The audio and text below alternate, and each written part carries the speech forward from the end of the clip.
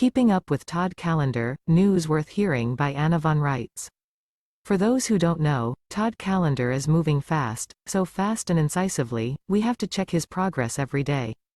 Todd is expanding upon work that was first pioneered in the 1980s by The Informer, an American researcher who pulled together a team and investigated more than 10,000 judges.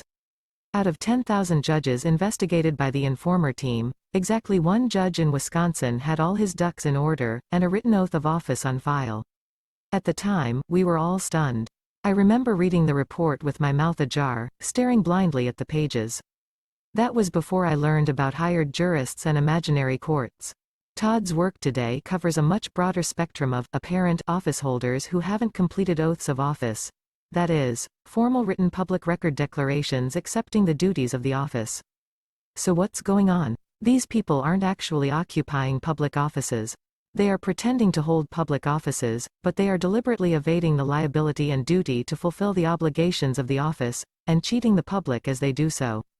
For example, a man might be elected to serve as sheriff of Macon County, Georgia, but if he doesn't take the oath of office, he doesn't actually enter upon the office he was elected to serve. Without the oath, he is not bound to the duties of the office, and is collecting a paycheck under false pretenses. He is, in fact, impersonating a county sheriff, popularly elected or not. It's up to us to make sure that anyone serving in a public office takes the oath.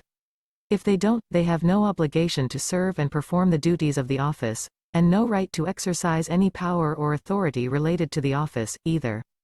This is true of elected office and appointed office, too. So, after 2 years of the Biden administration, it turns out that Biden's Secretary of Defense, Lloyd J. Austin, has never taken his oath of office.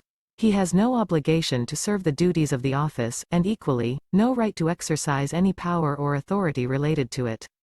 Everything Austin has done and said while posing as Secretary of Defense, every order, every plan, every piece of paper signed, is null and void.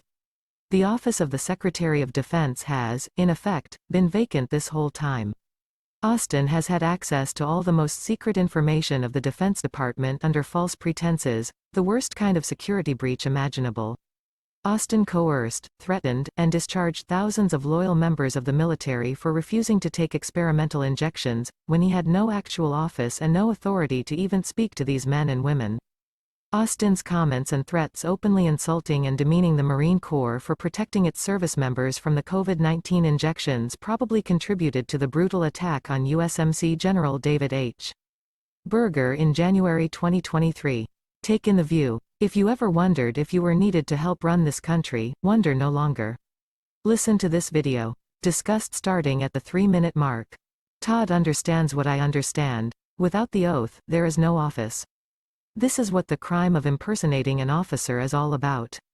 We have thousands of people in this country impersonating public officials and appearing to serve in public offices, people who are exercising the powers of government with no liability and no responsibility to the public at all. And now we find out that includes the Secretary of Defense. The district attorneys aren't prosecuting these criminals, so it's up to us.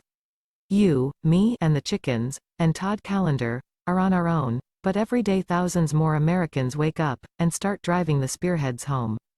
Those who remember The Informer, Mary Croft, Gene Keating, Bill Benson, R.B., Wild Bill, and so many other giants you've met on this road, shed a tear and say a blessing on all of them, alive and dead.